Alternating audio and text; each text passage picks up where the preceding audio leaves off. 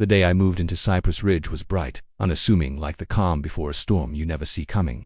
My breath fogged in the morning air as I stepped out of the rental truck, gripping a clipboard of delivery schedules and medical instructions. Every item had a time, a temperature, a purpose. This wasn't just moving date with survival on a schedule. 6 months earlier, my life had hung by a thread in a hospital ICU.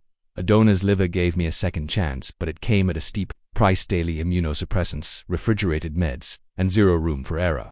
My doctors said stress could be lethal. So I left the city, the chaos, and the stairs, and found solace in a quiet cul-de-sac lined with trimmed hedges, white fences, and identical mailboxes. Cypress Ridge looked like peace.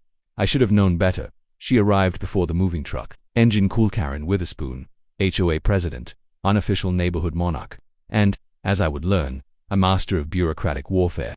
She was tall, sharp-featured, and dressed in a coral tracksuit that screamed control. Her smile was tight, her eyes scanning me like an airport body scanner. "Welcome to Cypress Ridge," she said, extending a manicured hand that didn't quite match the warmth of her voice. "We pride ourselves on order here. Clean yards, quiet, the evenings, and absolutely no clutter." Her gaze flicked to the small white cooler marked RX delivery, medical use only, sitting on my porch. "That yours?" I nodded, choosing diplomacy. "It's for my medication. Temperature-sensitive deliveries. Scheduled daily." Karen's lips pursed. "Porches are common visual space. The bylaws discourage unsightly storage. We'll need to find a compliant solution." I stared, unsure if she realized the absurdity. "It's medicine, life-saving." She didn't blink. "I understand, but rules are rules." That phrase would haunt me. Over the next week, Karen's passive aggression turned into written warnings. The first violation came on Monday. Porch obstruction, non-compliant object. The object in question was the same medical cooler, clearly labeled and tucked under a shaded overhang. Then came a warning for my service dog, Moxie, a calm trained retriever with a bright blue vest. Unregistered pet bylaw 4.2. No unapproved animals in community spaces. I filed the appropriate documentation. I even met with the HOA liaison, who offered tight-lipped apologies but shrugged helplessly. Karen's grip on the board was unshakable. Still, I played by the rules. I filled out forms, provided medical records, and installed a camera on my porch, not for safety, but evidence that it didn't matter. Every interaction with Karen felt like stepping into a trap designed to provoke. She wasn't loud, never shouted, but every word she spoke was laced with condescension. Every HOA noticed a scalpel cutting away at my patience. One Friday morning, I caught her standing near my porch, staring at the cooler. She didn't touch it yet, but she made a note in her little leather-bound book before walking away. Moxie growled from the doorway, and I felt a chill despite the rising sun. That evening, I found a fresh violation taped to my door. Second offense: porch obstruction. Failure to comply may result in HOA intervention. What did intervention mean? The notice didn't say. I called the HOA office. No answer. I sent an email. No response. My hands trembled. The cooler held medication that kept my body from rejecting the liver that saved my life.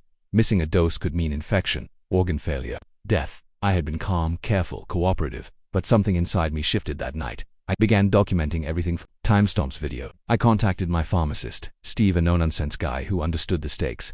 "If anything happens," I told him, "I want you to report it immediately." He promised he would. Karen might have seen herself as the law in Cypress Ridge, but she'd crossed the wrong person this time. And though she didn't know it yet, I was done playing nice. Saturday arrived sweltering and still. The kind of heat that clung to your lungs and made everything feel heavy, including the dread sitting squarely in my chest. I had a slight fever, barely noticeable, but enough to raise alarm after a transplant. My doctor's words echoed in my mind. Even a low-grade fever can signal organ rejection. Don't miss a single dose. That day, my medication delivery was more critical than ever. At precisely 11:10 a.m., Steve's white delivery van pulled into the driveway like it always did, dependable as a heartbeat, through the blinds. I watched him set the small white cooler on the shaded porch table, pat Moxie on the head, and drive off. I exhaled, relief washing over me like cool water. 15 minutes later, the cooler was gone. Gone. I blinked, stared, stepped outside barefoot into the sun-soaked wood. Empty table. No Steve, no cooler. Just a single neon pink slip taped to the doorframe. Porch violation removed for community standards. HOA. My stomach twisted. No, no, no, no. I scanned the yard, the sidewalk, the trash bins. A white sedan idled near the corner. Karen. She stood next to her mailbox, arms crossed, sunglasses perched like armor. The second she saw me storming down the path, her expression hardened into smug triumph. "You took my medication," I demanded, voice raw. Karen didn't flinch. "That unattended box violated our bylaws. I removed it." "You what?" "That's not just a box, it's medical. You could have killed me." She shrugged, unimpressed. "Then maybe keep your medical needs inside your home. We have standards here. You want clutter? Go live in a trailer park." I was shaking, furious. My heart thumped against my ribs like it was trying to escape. "You had no right," I said, backing away. "Where is it? Where's the cooler?" She gestured lazily toward the HOA clubhouse. "Community trash bin. Locked, of course. Biohazards belong in secure waste." I turned and ran. The bin was a 6-foot-tall metal container tucked behind the clubhouse, padlocked like Fort Knox. I yanked at it, pounded the lid, even considered breaking the damn lock. My medication was inside, cooking in that furnace. Every second it spent out of refrigeration reduced its potency, maybe even destroyed it. I called 911. "I have a medical emergency," I told the dispatcher, breath ragged. "My life-saving meds were taken and thrown away. I'm post-transplant. I need help now." Within minutes a patrol car pulled up. Officer Daniels, a tall man with calm eyes and a steady voice, approached, trying to piece together my fragmented explanation. I showed him the pink notice, pointed to the clubhouse bin, and explained everything. Daniels called for a paramedic while requesting bolt cutters from dispatch. I sat on the curb, sweating, head spinning. Moxie whimmed beside me, sensing the rising danger. When the bin was finally opened, Daniels pulled out the cooler with gloved hands. It was wedged beneath several full trash bags, dented and slick with condensation. My name was still clearly marked on the side. Karen wandered up just as Daniels opened it. "Is there a problem, officer?" she asked, her voice syrupy sweet. "Yes," Daniels said, not even looking at her. "You interfered with the delivery of prescription medication." Karen scoffed. "That's not a crime. I was enforcing HOA policy." Daniels turned to her slowly. "Tampering with medical supplies is absolutely a crime, especially when the recipient has a documented condition. You might want to speak with an attorney." Karen's smile faltered, just for a moment. But still, she didn't back down. "This is a misunderstanding. He's overreacting." I spoke quietly, standing behind the officer. I could have died silence. Daniels nodded to the paramedics. "Let's get him checked out." As I was loaded into the ambulance, I caught one last look at Karen. Her arms were crossed tighter now, her jaw clenched. The calm crack in her facade was widening. She wasn't untouchable anymore, neither was I. The hospital room smelled like antiseptic and second chances. I lay beneath sterile sheets, for pumping emergency immunosuppressants into my veins, the machines around me beeping in quiet warning. The fever had crept higher overnight. The doctors weren't sure if the medication from the trashed cooler had degraded, but they weren't taking risks. They monitored for signs of rejection like hawks circling their prey. I was stable, but shaken. And angry. Steve, my pharmacist, showed up the next morning with a storm in his eyes and a file folder in his hand. He dropped it on the tray table beside my untouched breakfast. "I watched the footage," he said flatly. "My van dashcam. It caught everything, me placing the cooler, the timestamp, the label visible. 20 minutes later she walks up in that ridiculous coral tracksuit and takes it." I stared at him. "You have it on video, crystal clear." "And I filed a formal report with the pharmacy board this morning. I also contacted the state medical authority." "Karen's in real trouble now, isn't she?" Steve smiled grimly. "She has no idea. Tampering with a prescription delivery is bad enough, but this wasn't a mistake. She read the label. She knew it was medicine. That makes it willful interference." I let out a breath I didn't realize I was holding. For the first time in days, I felt the tide turn. A police officer visited later that day. Daniels again. His tone was professional, but this time there was a sharpness behind it. He asked for my statement, confirmed the video was being reviewed by investigators, and informed me a case had been opened.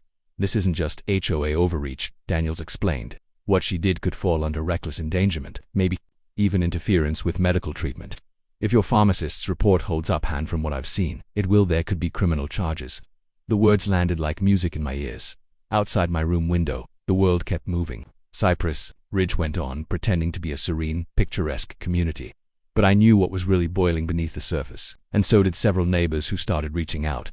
The first was Mrs. Donahue, an elderly widow 2 houses down. She called my hospital room personally. "I heard what that woman did to you," she said softly. "She once fined me $150 because my daughter parked on the curb for 5 minutes. 5 minutes. I tried to appeal, but she shut it down herself. I'm so sorry, dear." Then came Jason, a former Marine and single father. He emailed me copies of old HOA notices, citations for non-standard mailbox paint, excessive flag display, and unapproved child sports equipment. His son's basketball hoop. Karen wasn't an overzealous rule follower. She was a tyrant, using the HOA as a weapon to exert dominance. Word spread like wildfire. By the time I was discharged from the hospital, an anonymous neighbor had compiled a public Google Drive titled Karen's HOA Reign of Terror. Dozens of residents contributed stories, photos, scanned finds, even a voicemail recording where Karen called a mother a threat to community stability because she homeschooled her kids. It wasn't just petty, it was pathological. The board was suddenly under scrutiny. Local reporters started sniffing around. One even left a card on my porch asking for an interview. I declined for now. Karen, however, wasn't retreating. She doubled down, sending an HOA-wide newsletter defending her actions as in line with neighborhood safety concerns, and accusing me of manufacturing drama to undermine community values. She blamed a coordinated smear campaign from disgruntled rule breakers, but it was too late. The evidence was undeniable. The tape, the reports, the angry neighbors. She'd finally pushed too far. A week later, Officer Daniels returned to my door, but to Karen's with a warrant. She was arrested in her driveway, still wearing that same tracksuit, clutching her pearls as if they could shield her from accountability. Flashing lights lit up Cypress Ridge. Residents peeked through blinds. Some came out and watched. No one spoke in her defense. I stood by my living room window, Moxie at my feet, watching the queen of petty tyranny escorted into a squad car. No shouting, no gloating, just quiet satisfaction. The reckoning had begun, and the best part wasn't over yet. Karen's arrest sent shockwaves through Cypress Ridge. For the first time in years, the neighborhood felt like it had taken a collective breath, one not strangled by fear of fines or passive-aggressive notices. She'd been untouchable for so long that many had forgotten what it felt like to speak freely on their own porches. Not anymore. Karen was charged with reckless endangerment, interference with medical treatment, and destruction of prescription property. Though the charges weren't federal, they were serious enough to make headlines. The local news ran with the story. HOA President arrested after tossing transplant patients life-saving medication. I didn't speak to the press. I didn't need to. The evidence spoke for itself. The video footage, the hospital records, and Steve's airtight pharmacy logs painted a picture so damning even Karen's lawyer couldn't talk around it. She entered a plea deal within 3 weeks, guilty on all counts in exchange for a lighter sentence, 1-year probation, 150 hours of community service, and mandatory participation in a court-ordered medical sensitivity course. But the court couldn't protect her reputation. The HOA board, suddenly eager to distance itself, held an emergency vote. With overwhelming support from residents, Karen was removed as president. The board, once her loyal echo chamber, fractured under public pressure. 3 more members resigned. By the end of the month, a petition to disband the HOA altogether, who had gained enough signatures to trigger a community referendum. And who did they ask to help organize the transition? Me. I was reluctant at first.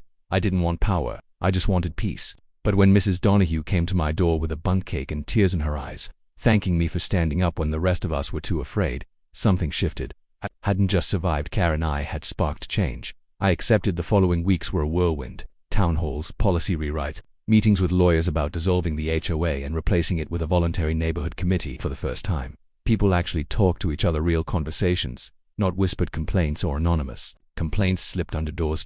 As for Karen, her community service was assigned at the local free clinic.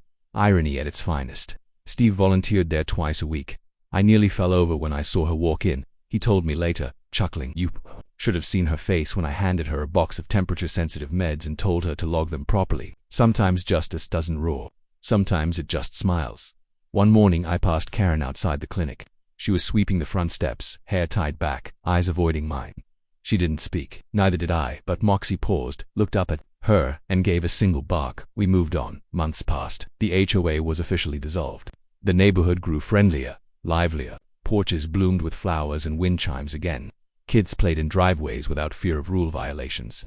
Even Jason's son got his basketball hoop reinstalled, this time with a neighborhood vote of support. I still get my medication delivered daily. But now, there's a small community fridge installed outside the clinic, donated by the new residents committee. It's labeled clearly, reserved for medical deliveries. Do not touch. Everyone respects it. Peace, once a fragile dream, had become something real, earned. And as I sat on my porch one evening, watching the sun dip behind the lake, Moxie resting at my feet, I realized something else. Karen hadn't just tossed my meds. She tried to toss my dignity, my independence, my right to live without fear. But she failed, because power built on fear always cracks under truth, and the truth, even the loudest tyrants fall quiet when the community finds its voice.